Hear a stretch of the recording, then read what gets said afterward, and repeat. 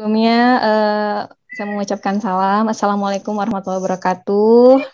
Waalaikumsalam warahmatullahi wabarakatuh. Alhamdulillah, amin. Wassalatu wassalamu ala muslimul. Astagfirullahaladzim, maaf ya. Alhamdulillah, amin. Wassalatu wassalamu ala asrafil anbiya wal mursalin wa ala alihi washabihi ajmain, amma ba'du. Pertama, terima kasih. Mari kita mengucap syukur kita bisa berkumpul dalam keadaan mudah-mudahan. Saya berharap semuanya yang ada di room Zoom meeting ini semuanya sehat. Atas berkat rahmat Allah Subhanahu Wa Taala juga kita bisa dihadirkan, bisa berjumpa walaupun memang kondisinya tidak secara tatap muka. Pada kesempatan kali ini saya akan menyampaikan materi mengenai hetagogi dalam pembelajaran. Sebelumnya saya ingin mengucapkan terima kasih kepada Bapak Syarifuddin sebagai founder Analog Teacher of Learning yang sudah memberikan kesempatan kepada saya untuk bisa menjabarkan materi pada hari ini. Kalau di Bandung ini cerah Bapak Ibu. Kalau di Bandung sekarang waktunya pukul 8:30 ya. Cuacanya cerah, tanggal 23 Mei 2021. Mudah-mudahan juga di cuaca di sekitar Bapak Ibu atau rekan mahasiswa atau pemerhati pendidikan juga sedang bagus ya, sehingga tidak ada sinyal. Baik, tadi sudah disampaikan Bapak Ibu mengenai sedikit mengenai diri saya. Memang saya dosen tetap di PGSD Universitas Pasundan Bandung. Mudah-mudahan ada yang sudah pernah mendengar. Saya sangat bahagia hari ini bisa berjumpa dengan Bapak Ibu secara virtual dari Sabang sampai Merauke. Tadi saya baca di chat roomnya itu luar biasa, Masya Allah. Tabarakallah, hari Minggu Bapak Ibu biasanya jalan-jalan quality time dengan keluarga, tapi bisa menyempatkan waktu untuk pendidikan yang lebih baik, belajar bersama-sama dengan kita semua di sini. Jadi saya sangat mau mengucapkan dulu kepada Bapak Ibu biar semangat ya. Baik, hari ini saya akan menjelaskan sedikit, mungkin berbagi ya. Memang saya belum pernah meneliti tentang hetagogi dalam pembelajaran. Ini adalah ilmu baru. Jadi kita bahas 1 jam ke depan kurang lebih tentang brainstorming dalam pembelajaran yang sekarang ini sangat memang krusial untuk kita bahas bersama. Nah, ini mungkin bisa next pada sampai tepat waktu. Nah, saya akan membahas melalui sistem 5W dan 1H ya. What, why, where, who, when, dan how. Karena ini konsep baru hari Minggu, takutnya Bapak Ibu shock gitu. Aduh, ini bahas apa ya? Takutnya nanti ada kunang-kunang bintang-bintang di atas kepala Bapak Ibu ya. Mudah-mudahan tidak ya. Apa itu tentang hetagogi? Mengapa kita perlu memahami tentang konsep hetagogi? Kemudian di mana, siapa, dan kapan kita melaksanakan konsep pendekatan hetagogi dalam pembelajaran? Dan bagaimana sih caranya gitu ya? Nah, ini silakan ke slide berikutnya. Nah, sebelum itu mungkin saya mau cek dulu pemahaman Bapak Ibu. Silakan buka browser masing-masing, boleh menggunakan Google Chrome, boleh menggunakan Firefox-nya, buka www.menti.com. Nah, saya mau ngecek, kita melakukan interaksi secara langsung. Saya ingin tahu pemahaman Bapak Ibu tentang hetagogi itu apa sih? What is hetagogi? Kalau misalnya bahasa Inggrisnya hetagogi gitu ya bilangnya. Gaya dikit nggak apa-apa Bapak Ibu ya. Ini apa sih hetagogi itu? Sekarang tuh sedang memang hangat-hangatnya dibicarakan tentang pendekatan pembelajaran menggunakan hetagogi ini. Gimana Bapak Ibu? Sudah siap menerima tantangan dari saya? Pagi-pagi dikasih tantangan sini sama Ibu Nurul, nggak apa-apa ya. Buka www.menti.com, kemudian masukkan kode 5803. Saya akan share screen saya ya. Saya izin share screen ya kepada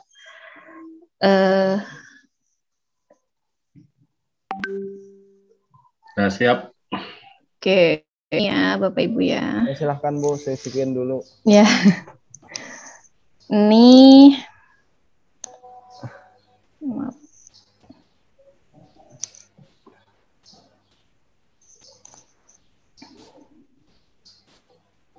Ini sudah ada 5 orang yang sudah mencoba menjawab.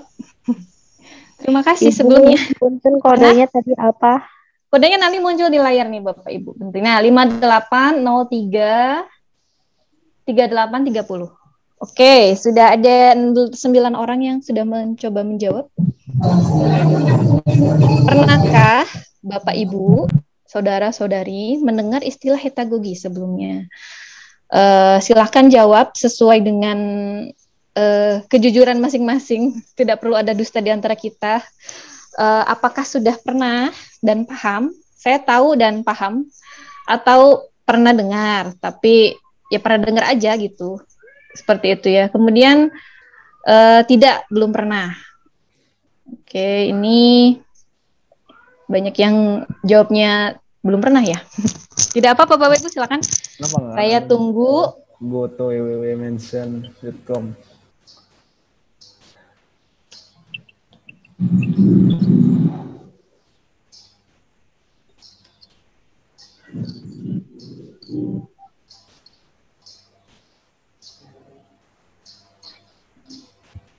Jawab juga di chat room boleh, tidak apa-apa ya Bapak Ibu ya, barangkali memang kesulitan jika harus masuk ke browser. Belum pernah katanya. Oh, banyaknya belum pernah ya. Oke, saya lanjut ke pertanyaan berikutnya ya. Oke, hanya 2 orang yang belum pernah mendengar, tidak apa-apa. Masih beda. Kemudian saya next ya.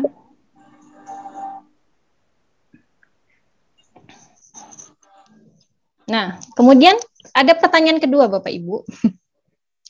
Apakah Bapak Ibu pernah tahu apa sih bedanya pedagogi dan andragogi? Karena hetagogi itu berhubungan 2 hal ini Bapak Ibu. Coba tahu bedanya tidak ya?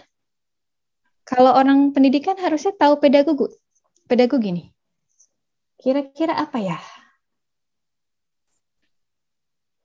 Itu oke, satu. Belum katanya, belum tahu bedanya. Ada yang jawab? Boleh beri nama Bapak Ibu ya jika ingin beri nama. Pedagogi katanya cara mengajar anak. Kalau andragogi cara mengajar orang dewasa. Ada yang lupa, aduh jangan lupa dong. Kemudian pedagogi katanya metode mendidik anak-anak, andragogi metode mendidik anak dewasa. Oke, ada yang belum tahu juga, tidak apa-apa. Kemudian apa lagi nih? Ada lagi yang bisa? Oh, rata-rata belum tahu, tidak tahu. Oke ya, tidak tahu. Oke, sip. Ya, saya sudahi dulu ya. Oke, exit ya. Oke, kembali ya moderator kepada host, bisa share screen lagi yang. Tunggu ya, Bu. Ya, boleh. Baik, Bapak Ibu ya. Tidak apa-apa bahwa memang saya ingin ingin mengetahui wawasan Bapak Ibu di awal. Jadi biar saya juga paham seperti apa sih Bapak Ibu memahami tentang 3 istilah ini, karena memang berhubungan Bapak Ibu. Boleh ke slide selanjutnya. Jadi antara hetagogi, andragogi, dan pedagogi itu memang saling berhubungan, dalam artian kita membahas topik yang sama, tapi ada perbedaannya. Ke atas lagi mungkin sebelumnya. Tunggu ya, Bu. Ya. Agak lelet sedikit, Bu. Oh iya, saya mau minta tolong kepada admin untuk share screen. Nah, oke ya. Baik Bapak Ibu ya, ke bawah lagi, maaf. Hetagogi kita bahas dulu secara bahasa. Bahasanya itu dalam artian apa sih kata arti hetagogi itu? Hetagogi itu kalau bahasa Yunani, karena dari bahasa Yunani artinya itu untuk diri. Jadi hetagogi dalam pembelajaran kalau diartikan secara sederhana berarti pembelajaran untuk diri sendiri. Dia belajar untuk dirinya sendiri. Nah, jika kita membahas mengenai definisi hetagogi menurut para ahli, ini memang banyak. Hetagogi ini memang bukan ilmu baru, tapi sudah pernah dibahas dari mungkin tahun 2000. Saya pernah baca tahun 2000, kemudian 1998 itu sudah pernah juga dikupas peneliti yang membahas tentang hetagogi ini. Nah, salah satunya adalah Hess dan Kenyon itu menyatakan bahwa hetagogi itu studi tentang pembelajaran yang ditentukan oleh sendiri. Jadi self-determined learning. Jadi kalau namanya Bapak Ibu tadi sudah ada yang betul nih menjawab andragogi itu pembelajaran untuk dewasa. Kita umumnya bahas itu ya. Tapi kalau misalnya pedagogi itu biasanya untuk anak-anak katanya gitu ya. Jadi yang belum bisa belajar sendiri, sistem belajarnya itu dia ya pedagogi, kita nemenin, belum bisa baca, kita nemenin bacanya sampai dia bisa gitu, mantengin gitu ya, dari mengenalkan huruf, cara menulisnya sampai dia bisa menulis dan membaca. Nah, tapi untuk heterogogi ini memang salah satu tingkatan yang lebih tinggi dari andragogi dan pedagogi. Nah, dari Hess dan Kanyan ini menyatakan bahwa self-determined learning, jadi dia belajar itu tidak hanya ingin sampai paham, tapi dia bisa menguasai sampai kompetensi. Nah, kalau menurut pendapat yang lain, menurut Sumarsono dia mengatakan ada tambahan bahwa pendekatan pembelajaran heterogogi ini sebenarnya itu adalah prioritas utamanya saya sebagai siswa, saya mandiri, kemandirian peserta dalam berprestasi belajar, saya ingin nilai bagus. Caranya gimana ya? Saya sudah memikirkan strateginya. Saya mau tambahan bimbel, saya mau tambahan les, saya mau baca buku lagi, saya mau ikut aplikasi Ruang Guru gitu. Nah, itu mereka menentukan strategi belajar sendiri tanpa guru itu beritahu. Kemudian dia mengembangkan bahan ajar sendiri secara otonom. Jadi benar-benar siswa itu self-determined ya. Saya mau mencapai suatu tujuan, saya mau belajar dari sumber manapun, dari media manapun, dengan cara apapun. Nah, ini adalah heterogogi secara sederhananya. Next.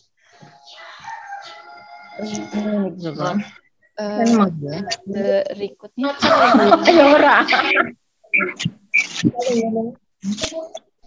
Mati cuy. Iya re, kok mah aku udah kurang keneng mbak. Ora iso aku sembuh mati ora. Bisa slide selanjutnya. Oke. Kemudian definisi yang lain Bapak Ibu bahwa heterogogi ini sebenarnya menggunakan atau menerapkan pendekatan holistik. Jadi dia menggunakan berbagai macam pendekatan, baik itu kemampuan siswanya, dengan cara yang sangat-sangat aktif dan proaktif. Jadi tidak hanya aktif dalam belajar, tapi dia tuh proaktif cari tahu belajarnya. Jadi namanya siswa di dalam heterogogi pembelajaran itu, siswa itu jadi agen utama dalam pembelajaran mereka sendiri. Jadi tanpa ada guru pun nemenin dia belajar, dia sangat proaktif mencari tahu agar dia tuh paham dan menguasai kompetensi tersebut. Karena dia ngerasa, oh saya punya pengalaman pribadi, saya butuh ini, kompetensi ini gitu. Saya udah pernah, saya ngerasa ini kompetensi ini atau pengetahuan ini saya harus kuasai atau mampu. Baik, berikutnya.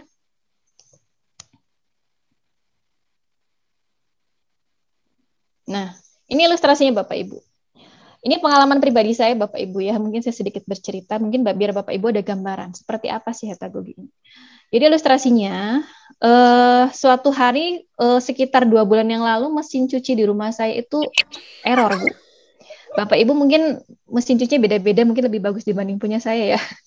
Kira-kira gambar seperti ini mesin cuci di rumah saya. Nah, kemudian pada saat itu suami saya bekerja di luar kota, saya juga tidak bisa keluar rumah. Sangat mengganggu ketika mesin cuci itu error atau rusak. Saya baca buku manualnya. Saya baca buku manual instruksi mesin cucinya, ternyata tidak ada petunjuk bagaimana memperbaiki ketika error. Karena error itu kan ada kode-kodenya, ada yang 4E, ada yang ada yang macam-macam gitu ya. Nah, kebetulan di mesin cuci saya itu dia kodenya 4E. Saya bingung. Nah, ini ngapain ya? Gimana caranya biar mesin cuci saya ini bisa benar kembali tanpa saya harus repot keluar rumah memanggil tukang memperbaiki gitu ya, yang harus memperbaiki mesin cuci saya. Ada saya browsing nih Bapak Ibu, makanya ada gambar Google Chrome di sini. Saya browsing cara memperbaiki mesin cuci Samsung kode error 4E. Nah, di situ dilihat di dalam Google Chrome itu muncullah berbagai macam saran. Ada yang pakai bahasa Indonesia, bahasa Inggris, dan salah satunya adalah ada video. Biasanya ada muncul video Bapak Ibu ya. Nah, saya pilih video. Ternyata ada seorang montir yang memposting di link YouTube-nya itu adalah cara memperbaiki error 4E dengan sangat-sangat jelas. Dan voila, alhamdulillah mesin cuci saya jadi jalan kembali Bapak Ibu tanpa saya harus keluar rumah. Dan dari masalah yang saya temukan itu saya bisa memperbaikinya tanpa harus saya manggil orang lain gitu. Saya bisa perbaiki sendiri. Nah, sekarang ilustrasi itu adalah seperti itu Bapak Ibu. Ketika seorang siswa menemukan masalah, dia mencari tahu pengetahuannya sendiri. Saya cari kemana ya? Kalau kode error gimana caranya? Sebelum dia mencari tahu orang lewat orang lain, dia mencari dulu lewat media yang ada. Media di rumah saya handphone, saya pakai handphone. Nah, setelah saya pikir-pikir, wah luar biasa ya, seorang montir yang wallahu alam ya, apakah dia pendidikannya apakah sampai S1 atau tidak, tapi dengan bahasa dia Jawanya yang sangat-sangat kental gitu ya. Saya sampai kagum dia bisa menjelaskan segala macam detail dari satu kode error itu dengan cara memperbaikinya. Nah, setelah saya googling, nah ini Bapak Ibu ya, mungkin saya mohon share screen kan sedikit ya. Mungkin biar jadi inspirasi Bapak Ibu juga. Ternyata montir motor yang sudah meraih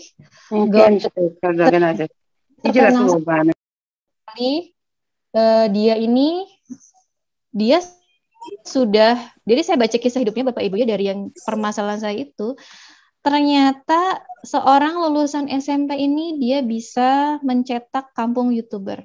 Jadi namanya Sibun Nugroho. Nah, Bapak Ibu mungkin bisa lihat video di sini ya. Mudah-mudahan berjalan dengan baik. Nah, Sibun Nugroho ini hanya lulusan SMP, tapi dia nekat menggadaikan mahar istrinya untuk beli handphone.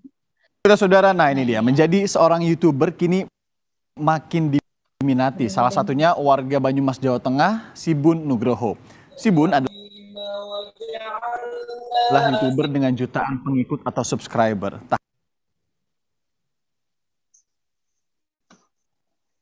hanya itu, Sibun juga mendidik warga sekitar untuk menjadi YouTuber hingga kampungnya disebut Kampung YouTuber.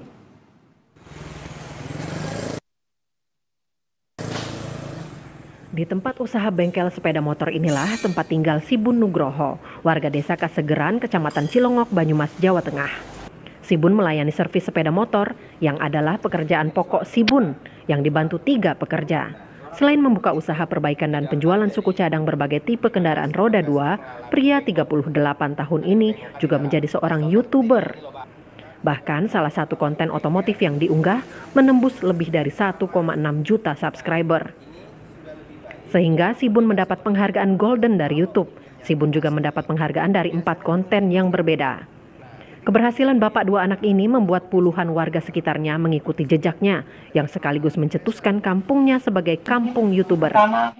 Ada lebih dari 30 warga yang dididik menjadi YouTuber profesional dan telah menghasilkan 2 hingga 15 juta rupiah per bulan.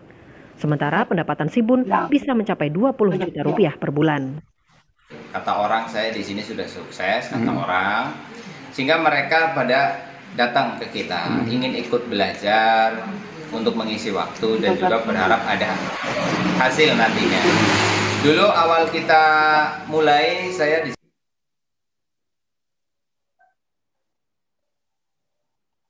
sini mendidik mencapai sekitar 60 orang. Yang berhasil masuk ke dalam kriteria itu hanya 33 orang. Selain otomotif, Sibun membuat berbagai konten seperti hobi memancing, konten sosial, hingga konten mistik yang hanya dibuat dengan kamera ponsel. Namun, hasil karya Sibun ternyata mendapat respon tinggi dari masyarakat. Harsono, Kompas TV, Banyumas, Jawa Tengah.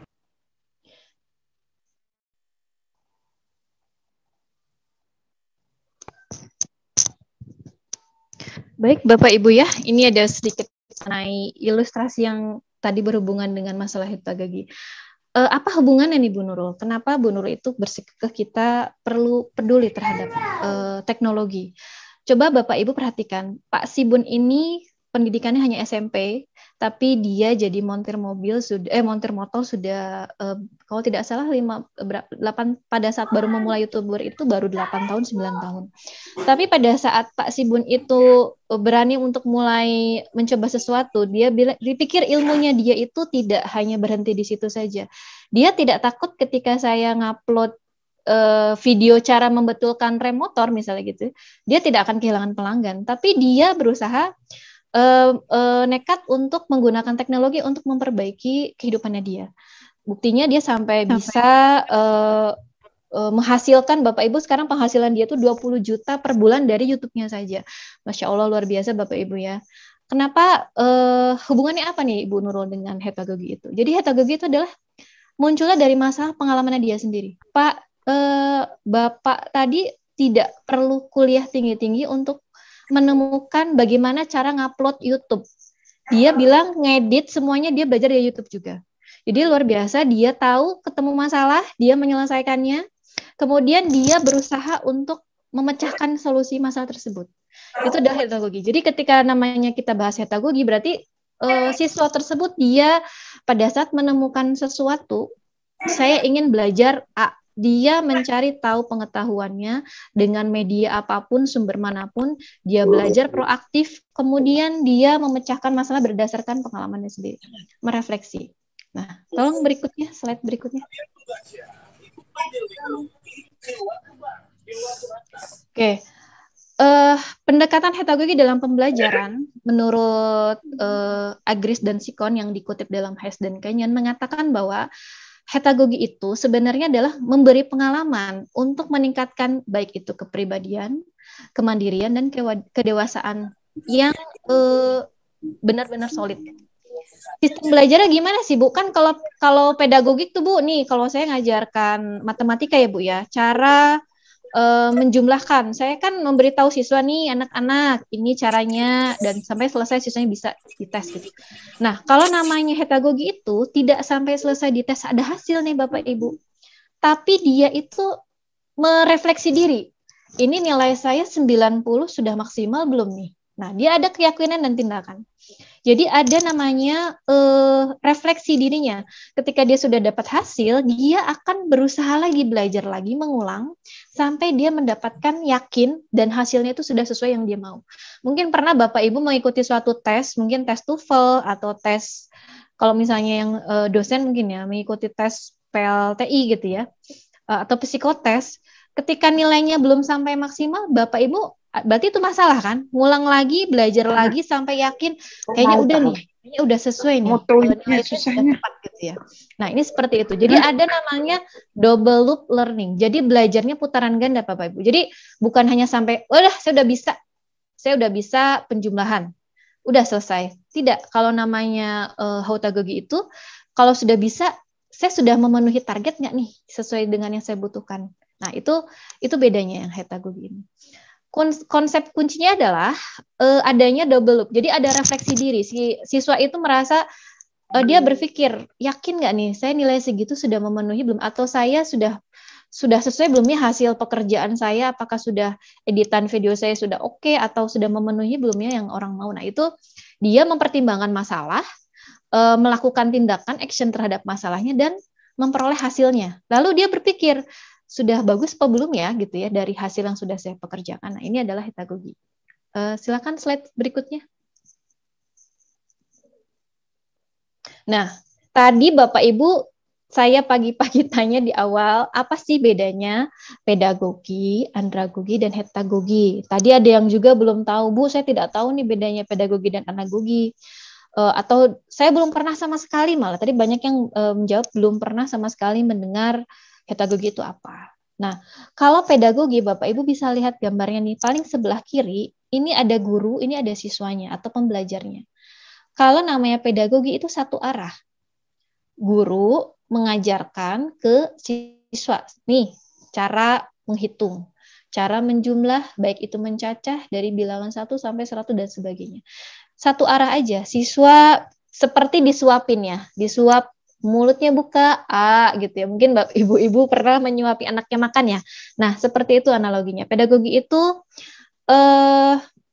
memberikan pengetahuan, transfer knowledge atau konten atau informasi itu dari satu arah aja. Dari semuanya dari guru semua. Belajarnya, medianya, guru yang nyiapin, guru yang cari sumbernya, culang cingcat gitu bahasa Sunda ya. Jungkir balik guru itu benar-benar karena sumber ilmu dari guru. Satu-satunya. Kalau yang pedagogi, kalau yang andragogi, Bapak Ibu, itu self-direct learning. Jadi dia bisa seperti pembelajaran saat ini ya. Siswa itu belajar dari teman, dia juga belajar dari berbagai macam mengkonstruk pengetahuannya berbareng-bareng dengan temannya, atau gurunya tinggal sebagai fasilitator. Mungkin Bapak Ibu sering guru tuh sebagai fasilitator gitu ya. Sering sekali saya dengar sekarang tuh guru tuh bukan sebagai pengajar tapi sebagai fasilitator. Nah, andragogi itu seperti itu. Bapak Ibu pernah tahu bimbingan belajar mungkin ya. Bimbingan belajar itu kan siswa mau dapat nilainya 0, 100, 50, ya bimbel itu tidak mewajibkan. Nah, kamu harus 100 ya biar lulus bimbel ini. Tidak ada ya bimbingan belajar. Nah, kalau sekolah kan ada targetan lembaga, harus memenuhi KKM. Kemudian dia harus lulus berapa mata pelajaran untuk misalnya lulus dari SD atau SMP. Nah, andragogi dia belajar dari baik itu temannya, baik itu dari gurunya, dan guru itu sebagai fasilitator. Dia mengkonstruk pengetahuannya bersama-sama. Nah, kalau hetagogi ini belajar itu ya dari diri sendiri Bapak Ibu. Jadi ya siswanya belajar dari dirinya sendiri. Saya yakin bahwa belajar itu tidak hanya dari guru. Saya bisa belajar dari sumber manapun dengan cara apapun. Nah, ini ada level-level pengetahuannya Bapak Ibu. Perkembangan kognitif dari level yang paling bawah itu pedagogi, terikat. Siswanya terikat sama gurunya. Sama seperti anak TK ya, dia sangat terikat sekali sama gurunya. Atau anak SD. Nah, kemudian level berikutnya ada ngolah pada andragogi. Agak dilepas dikit, mungkin siswa SMP gitu ya, SMP, SMA, SMK sudah mulai bisa mengolah pengetahuan. Kita sebagai fasilitator, kita beri petunjuk sedikit, mereka sudah bisa bekerja mengkonstruk pengetahuannya. Nah, kalau hetagogi ini lebih tinggi levelnya dibandingkan andragogi dan pedagogi. Di sini kita lihat yang panah sebelah kiri ke atas itu semakin matang siswa untuk belajar itu semakin tinggi levelnya. Tapi kalau misalnya pendidiknya kontrolnya semakin banyak, itu semakin ke bawah. Jadi namanya hetagogi itu gurunya bukan sebagai fasilitator, tapi sebagai pembina. Tahu pembina pramuka, Bapak Ibu? Jangan ngomong. Tahu pembina pramuka, Bapak Ibu mungkin? Atau pembina ekskul? Nah, kalau pembina ekskul itu kan tahu Bu. Nah, oke. Terima kasih jawabannya. Kalau pembina ekskul itu kan dia hanya mengamati, dia ngasih konsep saya maunya begini. Nanti yang bekerja itu siswanya ya. Siswa itu bikin jadwal, bikin kegiatan. Untuk SMP, SMK sudah sangat mandiri mungkin ya SMA. Mereka benar-benar bekerja, bikin rapat sendiri dan sebagainya. Pembina itu hanya mengamati, kalau ada masalah dia bantu. Nah, seperti itu. Jadi dalam hetagogi itu adalah realisasi. Dia siswa itu belajar, dia tanpa harus banyak guru itu meniteni nih atau misalnya mengontrol pendidik bagaimana belajar. Jadi guru itu sebagai pembina dalam belajar. Baik, next.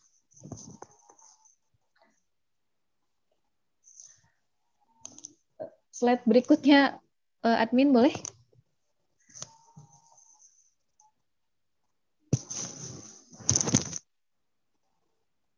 Oke, ini perbedaannya tadi sudah saya sampaikan. Hetagogi itu mencari masalah dan menyambut tantangan. Jadi namanya hetagogi itu tadi perbedaannya antara andragogi dan pedagogi. Kalau misalnya hetagogi itu pembelajaran siswa tentukan sendiri. Oh, saya mau mencapai nilai TOEFL bahasa Inggris 550. Berarti saya harus ikut ke kelas Kampung Pare, saya mau ikutan les privat TOEFL atau saya mau ikutan ini. Nah, dia menentukan sendiri. Oh, berarti saya sehari harus berapa jam minimal ya. Nah, siswa itu mencari masalah dan menyambut tantangannya itu dengan cara proaktif. Nah, makanya tadi guru itu sebagai pembina saja di situ. Ini contoh ya. Berikutnya.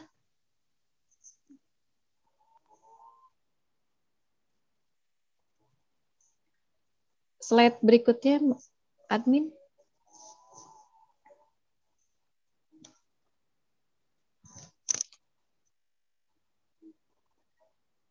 Oke. Sekarang alasannya kenapa hetagogi itu dipakai sih Bu Nurul? Aduh, saya tuh sudah ada menggerak sekarang ya, ada sekolah penggerak. Sekarang saya harus memahami baru nih hetagogi gitu ya. Oke, sekarang Bapak Ibu, mengapa hetagogi ini saat ini perlu Bapak Ibu perlu pahamkan gitu ya. Kita brainstorming dulu bahwa pembelajaran ke depan itu akan bisa berubah. Pembelajaran ke depan itu tidak mungkin sama seperti pembelajaran ketika Bapak Ibu mengajar 10 tahun yang lalu. Itu tidak bisa sama. Contohnya kenapa?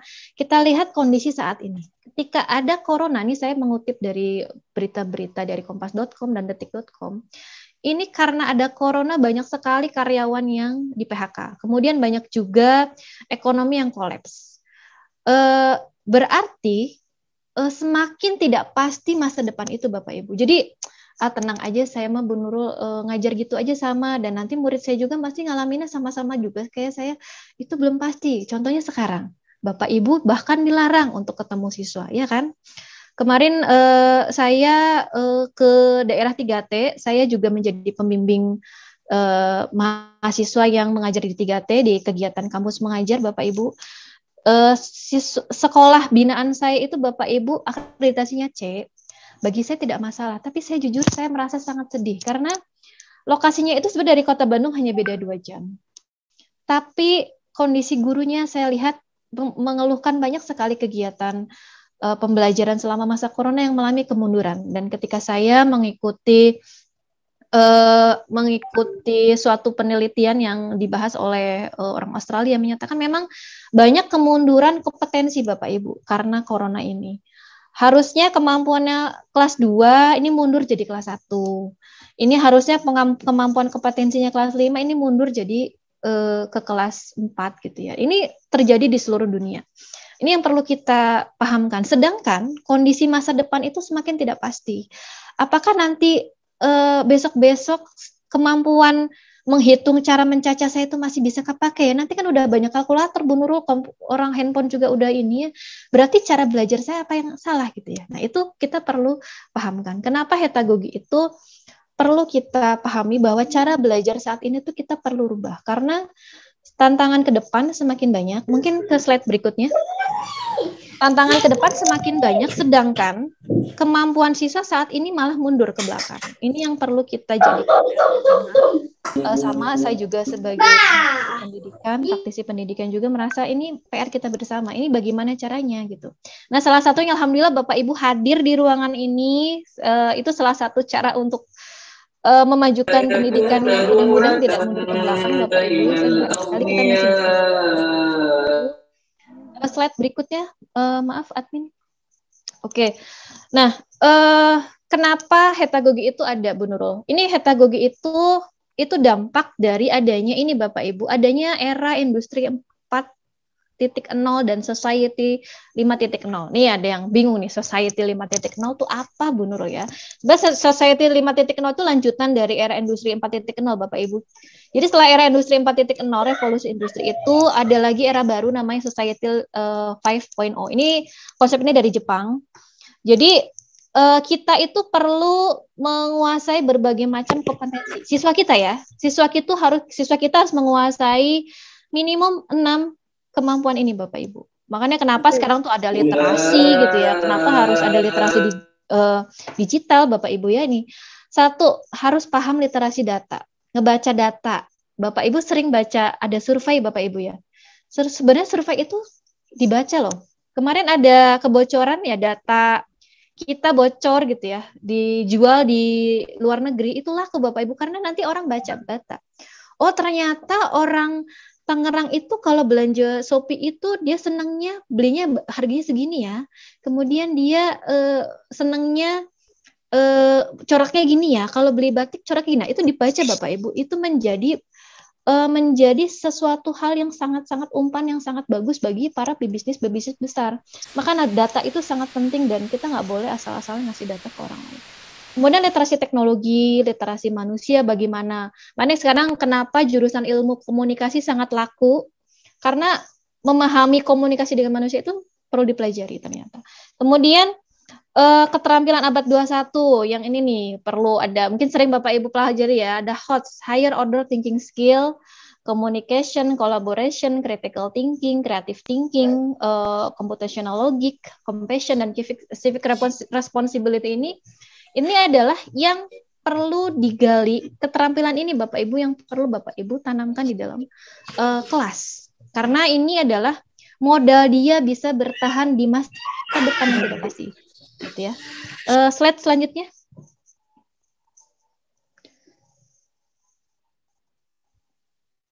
Nah, ini Bapak Ibu pernah belum dapat WA seperti ini, jujur? Dapatkan kuota 50 GB gitu ya, atau dapatkan sepatu Adidas gratis gitu Bapak Ibu ya. Kemudian pernah ya? Pernah. Tadi Ibu Dwi menjawab. Kemudian ada SMS, gebiar WhatsApp gitu ya. Nah, kalau Bapak Ibu masih mengklik link WA seperti ini, berarti Bapak Ibu tuh kemampuan kritisnya belum maksimal. Atau kemampuan kritis Bapak Ibu tuh masih belum oke. Karena apa? Kalau masyarakat kritis itu tidak mungkin namanya langsung percaya dengan info-info seperti ini Bapak Ibu. Jadi kalau misalnya saya lihat kondisi masyarakat, jika masih belum bisa ngantri, masih belum disiplin pakai masker, masih banyak yang tertipu oleh penggandaan uang jadi 100 jadi 1 juta gitu, itu masyarakatnya belum kritis. Ini yang menjadi PR bersama juga, saya meneliti kemampuan berpikir kritis. Jika masih banyak yang ketipu, berarti memang masyarakat kita tuh belum kritis mendapatkan informasi. Bapak Ibu sehari dapat WA, chat berapa puluh Bapak Ibu? Bisa ratusan? Banyak ratusan. Banyak ya? Ya banyak. Coba jujur dibaca semua tidak? Dibaca saja. Tidak semua, kadang lewat. Kadang lewat. Nah, berarti saya bertanya lagi Bapak Ibu. Informasi itu luar biasa banyak Bapak Ibu ya. Banyak sekali informasi. Aduh, ada baca ini, baca itu. Tapi kita tuh pusing menfilternya mana yang penting untuk kita, ya kan? Mana yang sekiranya tidak merugikan kita. Nah, ini yang perlu kita tanamkan Bapak Ibu, bahwa kita itu di era begitu banyaknya informasi yang masuk, baik itu via sosial media maupun via TV, via manapun gitu ya. Tapi kita perlu memfilter. Oh, saya memang senang nonton, tapi saya seharian nonton atau saya nonton seperlunya aja gitu ya. Nah, itu kita perlu tanamkan kemampuan itu Bapak Ibu kepada anak-anak kita. Itu yang menjadi PR kita bersama, bahwa informasi itu jangan kebanjiran informasi, kita tenggelam dengan informasi, tapi kita harus cerdas dalam menfilter informasi. Nah, selanjutnya bisa slide selanjutnya, admin, maaf. Nah, sekarang di mana nih Bapak Ibu hetagogi itu dilaksanakan? Nah, hetagogi itu bisa dilaksanakan dimanapun. Bapak Ibu bisa lakukan, baik itu di dalam ruang belajar kelas, atau misalnya di ruang virtual, di masyarakat. Bahkan ilustrasi yang diceritakan dari buku-buku luar negeri, hetagogi itu memang bagusnya langsung belajar sama orangnya. Saya pernah uji coba dengan mahasiswa saya Bapak Ibu. Saya mengajar media pembelajaran. Saya minta mahasiswa saya membuat media berbasis augmented reality. Bahannya apa? Saya cuma beri link YouTube, ada webinar ahli augmented reality mengajarkan cara membuat media augmented reality. Saya lihat apakah mahasiswa saya bisa ya. Ternyata Masya Allah Bapak Ibu, ternyata bisa loh Bapak Ibu. Percobaan yang lain. Pada saat itu sebulan yang lalu ya, 2 bulan yang lalu kalau salah, saya punya anak bimbingan juga yang sedang praktikannya secara online. Mahasiswa saya cerita ketika saya tanya, kamu dapat apa nih dari proses belajar, memperhatikan siswa belajar secara online? Ibu luar biasa Bu, saya mengamati satu kelas di Kota Bandung. Siswanya itu disuruh diskusi. Dan mereka seru diskusi. Tapi diskusinya Bu, mereka bikin link Zoom sendiri, mereka diskusi di masing-masing kelompok Zoom-nya. Saya sampai bingung, bisa ya anak kelas 5 bikin link Zoom sendiri, kemudian mereka diskusi di dalam link Zoom-nya masing-masing. Jadi ada beberapa, satu kelompok link Zoom, punya Zoom sendiri, satu kelompok Zoom sendiri. Ternyata bisa, dan itu berhasil gitu. Jadi bukannya habis waktu untuk ngurusin linknya mana atau bikin linknya, enggak, efektif belajarnya. Berarti Bapak Ibu, ternyata siswa itu walaupun mereka masih SD, mereka bisa digimanakan gimana gurunya gitu. Walaupun kelas 5 mereka bisa diskusi di dalam virtual.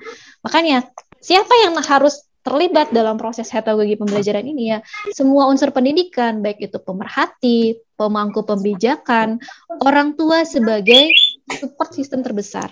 Kemudian guru sebagai pelaksana utama ya harus mau belajar. Gimana gurunya bisa mengajarkan anak-anak belajar dari manapun dengan cara apapun. Kalian harus aktif cari. Tapi kalau gurunya udah blocking, aduh Bu, saya mah nggak bisa bikin email bisa gitu, cek bahasa Sunda mah ya. Nah itu gimana bisa membentuk siswa yang mumpuni ya, bisa proaktif belajar seperti heterogogi ini gitu ya. Jadi kapan Bu kita bisa mulai heterogogi? Sebenarnya jika memang di kelas Bapak Ibu sudah bisa tahapan belajarnya mereka sudah fasilitator ibunya, Ibu Bapak bisa sebagai fasilitator itu bisa menaikkan sesekali mungkin ya, mengurangi spoon feeding knowledge. Jadi ya menyuapi pengetahuan kompetensi itu kurangin. Sekarang biarkan siswa itu belajar dengan minim perintah dari gurunya. Jadi dengan pengelolaan kelas yang tepat itu akan menghasilkan lewat suatu masalah mereka bisa menghasilkan suatu solusi yang mereka bisa lakukan di kehidupan mereka sehari-hari. Baik, selanjutnya. Slide selanjutnya, admin, boleh? Nih, sekarang terakhir nih. Bagaimana caranya? Memang ini heterogogi ini masih berbentuk tantangan ya, karena jika kita melihat kondisi Indonesia memang pembelajaran internet masih sangat belum merata, kemudian dengan ekonomi yang tidak merata juga. Heterogogi ini memang belum, saya tidak minta harus dikerjakan sekarang atau dilakukan Ibu dari saat ini juga tidak, tapi ini sebagai brainstorming Bapak Ibu bahwa proses pembelajaran saat ini sudah mulai berkurang bertemu dengan gurunya. Bapak Ibu mungkin bisa lihat di luar negeri sekarang ini kelas-kelas virtual, jadi Bapak Ibu lulus S1 mau kuliah S2 di Australia tapi pakainya jarak jauh bisa Bapak Ibu. Sekarang sangat-sangat laku baik itu di Korea, di Malaysia, di luar negeri, di Eropa. Ini sekarang menjajakan kuliah jarak jauh. Nah nantinya semakin ke sini pembelajaran itu semakin jarang bertemu dengan gurunya. Loh berarti saya hilang dong sebagai guru? Tidak hilang. Tapi akan semakin nilainya semakin mahal. Untuk ketemu gurunya dia harus, kalau untuk yang kuliah ya, dia harus ngekos, dia harus biaya hidup. Tapi kalau misalnya dia mau agak murah, mungkin dia kuliahnya jarak jauh, tidak bertemu dengan dosen, virtual, tapi harganya mungkin lebih murah. Mungkin seperti itu ya, saya lihat. Karena lihat ke depan, kita tidak bisa Bapak Ibu, saya mah udahlah Bu Nurul, saya kan di daerah jauh, sinyal juga susah, nggak usah pakai teknologi. Nah, tidak bisa juga seperti itu Bapak Ibu. Karena apa? Kita punya tanggung jawab mempersiapkan siswa itu untuk siap menghadapi masa depan yang di depan. Apalagi dengan janji 2045 ada generasi emas, kita harapkan siswa di kelas kita itu melek teknologi, bisa menggunakan teknologi, tapi juga dia mampu secara kompetensi, baik itu dengan media apapun atau misalnya sumber apapun yang Bapak Ibu libatkan. Bagaimana caranya Bu Nurul? Nah ini caranya adalah banyaklah kegiatan yang memecahkan masalah dengan melibatkan dia bertemu dengan orang yang memang komunitasnya. Kalau dulu kita menggunakan guru tamu mungkin ya, dosen tamu ke kelas untuk tahu bagaimana sih kehidupan dokter, pekerjaan dokter, atau misalnya tentara, polisi, Bapak Ibu ya. Mungkin sekarang kita bisa melibatkan kemudian secara virtual, baik itu dia bisa melihat nonton YouTube, TEDx gitu ya, atau misalnya beberapa sumber yang bisa dia pelajari langsung sama orang ahlinya. Itu yang perlu kita giatkan. Jadi jangan belajar melulu dari buku, langsung Nina, kamu pelajari orang ini gitu. Dia kenapa bisa hebat? Nah, itu dia bisa mencari konten pengetahuannya dari komunitas-komunitas, baik itu komunitas pendidikan. Seperti ini Bapak Ibu mengikuti Analog Teacher of Learning, itu Bapak Ibu sedang meningkatkan heterogogi Bapak Ibu juga untuk komunitas pendidikan. Kemudian dia bisa bertanya, dia bisa menguasai dan bisa menyelesaikan masalahnya. Baik, selanjutnya.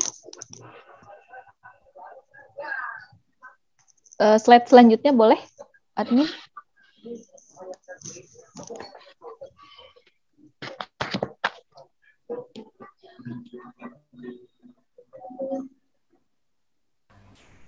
Slide berikutnya ya, Bu. Ya.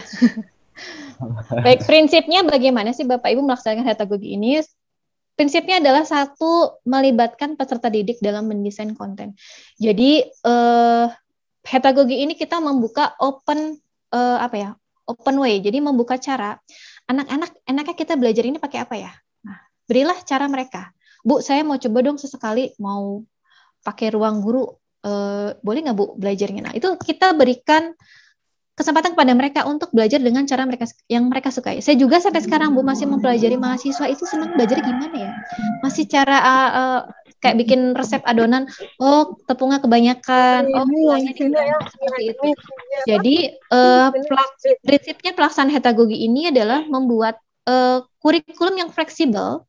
Siswa itu dengan cara belajar yang dia saat ini, anak sekarang tuh belajar cepat Bapak Ibu, percaya sama saya.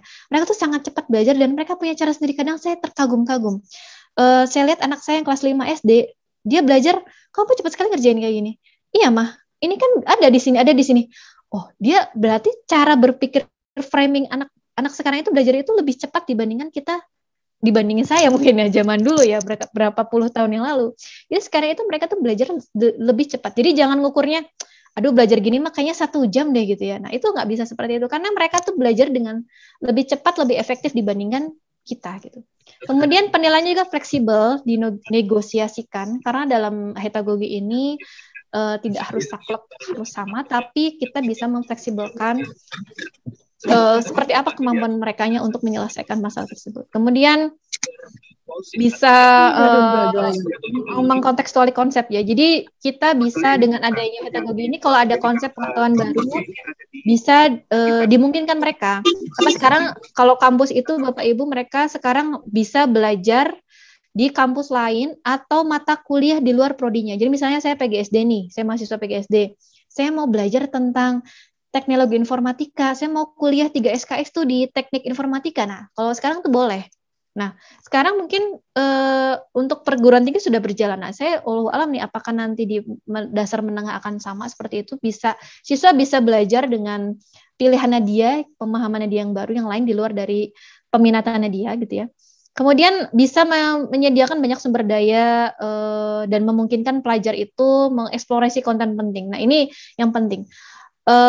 Kita beri konten atau hal yang memang sangat berarti untuk kehidupan mereka. Itu sangat-sangat. Karena materi banyak, kompetensi banyak, kadang kita harus pintar Bapak Ibu memilih ini kompetensi ini tuh sangat-sangat penting nih buat hidup media nih. Oh ini mah hanya tambahan. Bapak Ibu sudah bisa mengukur setelah puluhan tahun atau belasan tahun mengajar, sudah bisa mengukur nih pengetahuan mana yang sekiranya ini hanya cukup tahu aja, atau ini sangat penting dipahami, atau sangat mahir dikuasai. Mungkin Bapak Ibu sudah bisa mengukur mana sih pengetahuan dan kompetensi mana yang bisa dieksplorasi. Percobaan penelitian juga bisa, kemudian praktek dasar pada ilmu terbaru juga bisa. Ya, selanjutnya yang terakhir. Slide berikutnya, Pak. Nah, melibatkan peserta didik, memang harus kolaboratif Bapak Ibu, kita tidak bisa. Soft skill itu perlu diasah Bapak Ibu, karena berdasarkan penelitian, saya pernah mengikuti suatu seminar, kemampuan soft skill, terutama untuk anak SMP, di sini ada guru SMP Bapak Ibu, SMP ada, SD ada. Ada Ibu. Ada. Nah, nih titip pesan kepada guru SD, SMP, soft skill itu akan menentukan kesuksesan anak dia seumur hidup. Soft skill yang ditanamkan pada usia SD dan SMP terutama. Jadi, pembelajaran kolaboratif itu sangat esensi perlu dilakukan biar dia itu keasah soft skill Bapak Ibu. Nah, ini dari pengetahuan, jadi bukannya kampus di mana nih menentukan dia sukses, bukan, tapi soft skill apa yang sudah dia kuasai dan tamatkan ketika dia SD, SMP itu yang menentukan dia sukses ketika dia hidup. Nah, kalau di TK bagaimana Bu? Oh, TK oke, nanti kita bahas ya.